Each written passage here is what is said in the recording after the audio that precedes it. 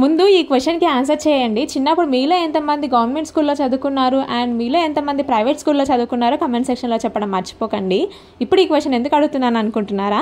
నేను నా చిన్నప్పుడు గవర్నమెంట్ స్కూల్కి వెళ్ళదానని చెప్పినా కదా, అయితే మా కాలనీ నుంచి ఎవ్వరు కూడా గవర్నమెంట్ స్కూల్కి వెళ్ళకపోతుండే, అందరూ ప్రైవేట్ స్కూల్కి వెళ్తుండే. అక్కడ ఫ్రాబల్స్ అని ఒక స్కూల్ ఉంటుండే అనమాట, ఆ స్కూల్కి వెళ్ళేవాళ్ళు అనమాట. అయితే మా కాలనీ నుంచి నేను ఒక్కదాన్ని గవర్నమెంట్ స్కూల్కి వెళ్ళడం వల్ల మా చుట్టుపక్కల వాళ్ళు చూసే వాళ్ళందరూ చాలా వింతగా చూస్తుండే, ఏంటి అమ్మాయి ఒక్కతే గవర్నమెంట్ స్కూల్కి వెళ్తుంది అని. కానీ ఎవరైతే ఆ చూపు చూసిరో వాళ్ళే నోరు ఎల్లబెట్టుకొని మరీ చూస్తుండే. నా రిపోర్ట్ కార్డ్ వచ్చిన తర్వాత చాలాసార్లు అడుగుతుండే అనమాట, అసలు మీ స్కూల్లో టీచర్స్ వస్తారా, మీ స్కూల్లో మంచిగా చెప్తారా, అసలు క్లాసెస్ జరుగుతాయా అని. ఎందుకు జరగవు చెప్పండి, అన్ని గవర్నమెంట్ స్కూల్స్ ఒకేలాగా ఉండవు కదా, అందరు గవర్నమెంట్ టీచర్స్ ఒకేలాగా ఉండరు. మా స్కూల్ అని చెప్తున్నాను కాదు, కానీ మా స్కూల్లో టీచర్స్ మాత్రం ఒక్కొక్క టీచర్ ఒక్కొక్క డైమండ్తో సమానం. అసలు అంత నాలెడ్జ్ ఉండేది వాళ్ళకి, అంత బాగా చూసుకునే వాళ్ళు పిల్లల్ని కూడా. ప్రతిసారి ఎగ్జామ్స్ అయిపోయాక మనకి రిపోర్ట్ కార్డ్స్ ఇస్తారు కదా, ఇంకా వాళ్ళ పిల్లల రిపోర్ట్ కార్డు నా రిపోర్ట్ కార్డు కంపేర్ చూసి వాళ్ళ పిల్లల్ని అయితే తిట్టేవాళ్ళు. చూడు పక్కన పిల్ల గవర్నమెంట్ స్కూల్లోకి వెళ్ళి చదువుకున్నా ఎంత బాగా చదువుకుంటుందో, నెక్స్ట్ టైం కనుక ఎగ్జామ్స్ లో మీరు కూడా తనలాగా మార్క్స్ తెచ్చుకోకపోతే మిమ్మల్ని కూడా గవర్నమెంట్ స్కూల్లో వేసేస్తా అని పిల్లల్ని బెదిరించేవాళ్ళు. Continuation next video.